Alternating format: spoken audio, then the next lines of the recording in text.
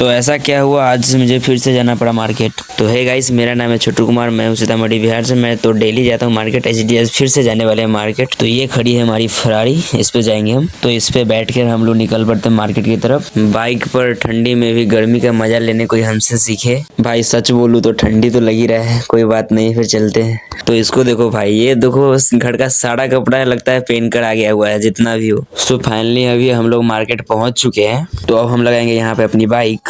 आप लोग कमेंट में बताइए इसका नाम क्या है, हम क्योंकि हम लोग यही खाने वाले आज। फिर हम लोग जाकर खाए मिठाई, खाकर हम लोग घर की तरफ निकल गए थे, लेकिन हम लोग भूल गए थे खाने के चक्कर में हम लोग बाइक भी लाए थे। तो हम लोग फिर से गए मार्केट बाइक लाने के लिए। सो गाइस, खाने के चक्कर में हम लोग बाइक छोड़कर ही चले आए। अच्छा, कहाँ जा रहे हैं हम लोग?